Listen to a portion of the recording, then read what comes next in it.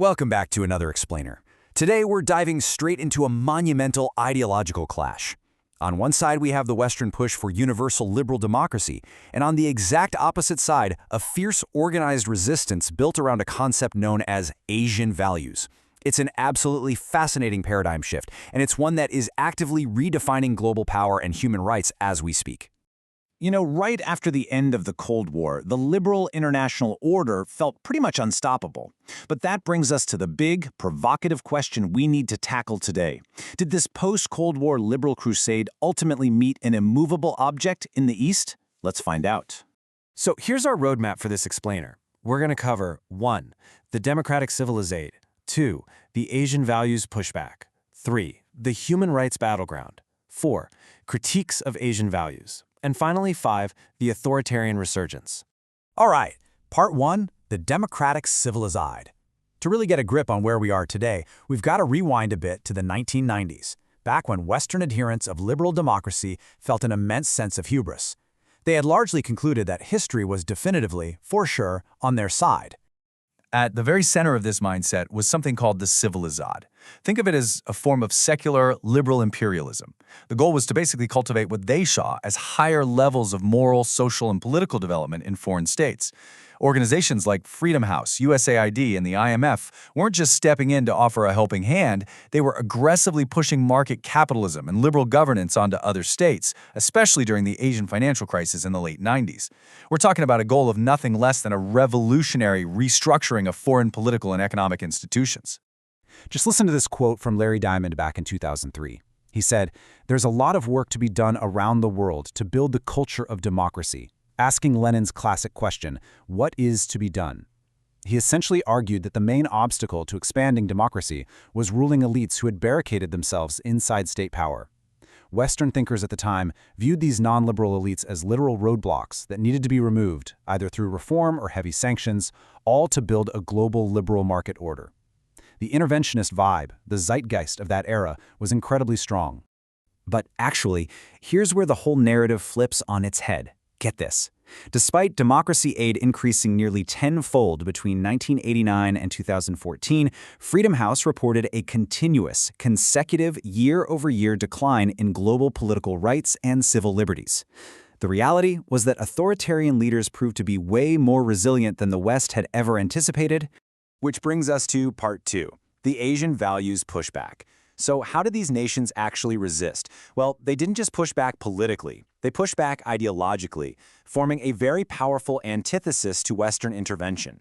Leaders like Malaysia's Mahathir Mohamad and Singapore's Lee Kuan Yew basically articulated a pan-ASEAN position built on 4 main pillars. First up, they argued that rights are culturally specific, not universal. Second, they heavily prioritize communitarianism, meaning the community comes way before the individual. Third, they stress strict discipline for the common good, basically saying economic development is more important than abstract political rights. And finally, the organic nature of the state. They viewed the government like a benevolent patriarch, one that rules without all of the messy, conflict-driven pluralism you see in Western democracies. Now, this comparison right here perfectly captures the fundamental friction of this entire debate. The liberal view argues that you, as an individual, are born with natural rights that society is obligated to protect.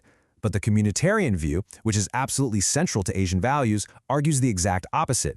It says the community comes first. You're a product of your cultural context, and your primary obligation is to your society and your family, not to your own individual expression. And this quote from Lee Kuan Yew really hits the nail on the head when it comes to reframing what freedom actually means. To these leaders, the Western expansion of individual rights just led to a disorderly, kind of decadent society. In their eyes, true freedom can literally only exist within a strictly disciplined, highly ordered state. They wanted to entirely avoid what they saw as the natural state of contention and anarchy in Western models. Part 3, the human rights battleground.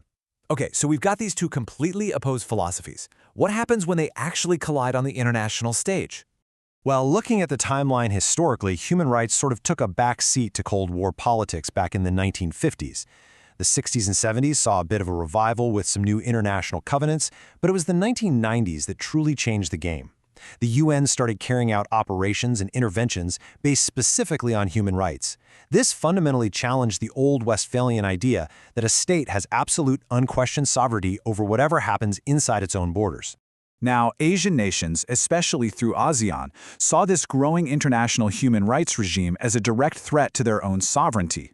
So their countermove was to establish the ASEAN Intergovernmental Commission on Human Rights, or the AICHR, in 2009. But here's the catch. They deliberately hardwired a massive contradiction into it. Its mandate was strictly circumscribed by the principle of non-interference in internal state affairs.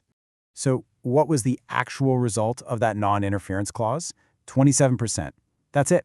That is the stunningly low scorecard rating given to the IHCHR by civil society organizations for meeting international human rights standards. To put that into perspective for you, similar commissions in the Americas and Africa score a full 100%. This incredibly low number really visually underscores the structural inability of the Commission to protect human rights. It literally can't visit countries of concern, it can't receive individual complaints, and it can't even compel state reporting. Which brings us to part 4, critiques of Asian values. Because, as you might guess, this argument absolutely did not go unchallenged, even within Asia itself. Academics and Asian liberals basically went in and systematically deconstructed these claims in 3 distinct ways. First, they argued that Asian values are really just repackaged Western conservatism, a defensive response to rapid economic modernization that just uses tradition as an excuse to maintain strict social order. Second, they pointed out that it's a highly instrumental tool. It's basically a smokescreen used pragmatically by elites to repress labor, marginalize any dissent, and, hold on to their own power and wealth.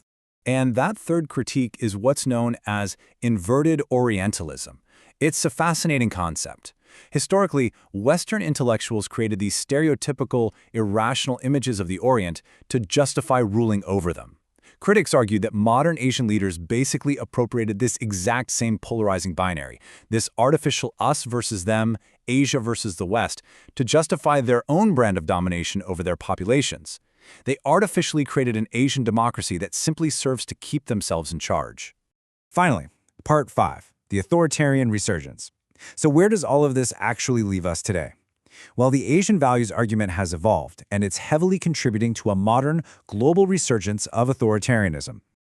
This kind of illiberal endurance isn't just theory. It's highly visible across a bunch of diverse nations right now. We see it in Japan's conservative identity politics, which aims to revise their liberal constitution.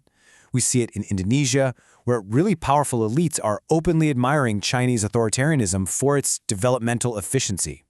We see it in Thailand's outright democratic rollbacks in military coups. And overarching this entire whole shebang is China. Now, China doesn't necessarily export its exact specific model, but its sheer economic and political success provides a sort of counter-hegemonic umbrella. It silently legitimizes restricted democratic practices across the entire region. Just take a look at this incredibly blunt assessment from a leaked 2010 U.S. Embassy cable. It reads, "The Thai perceive regional power dynamics as follows. China is rising, the U.S. is distracted/declining, and Thailand will adjust its policies accordingly." Thailand will adjust. Asian nations are actively pivoting. They vastly prefer the non-interference, big brother economic approach of China over the West's constant pressure regarding human rights and regime change. This isn't just about cultural values anymore, it's a very tangible geopolitical shift based on real power dynamics. But, perhaps the most surprising twist in this whole story is happening right within the West itself. Academics are now urgently warning of a deconsolidation of democracy.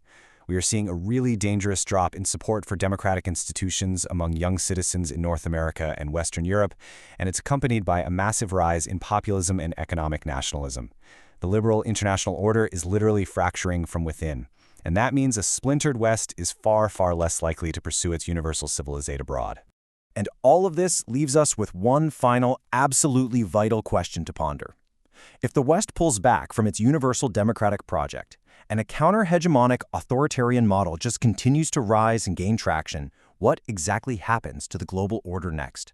Are we going to see 100 different regime forms blossom completely free from Western intervention?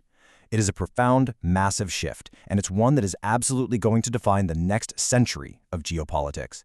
Thanks so much for joining me on this explainer, and I'll catch you in the next one.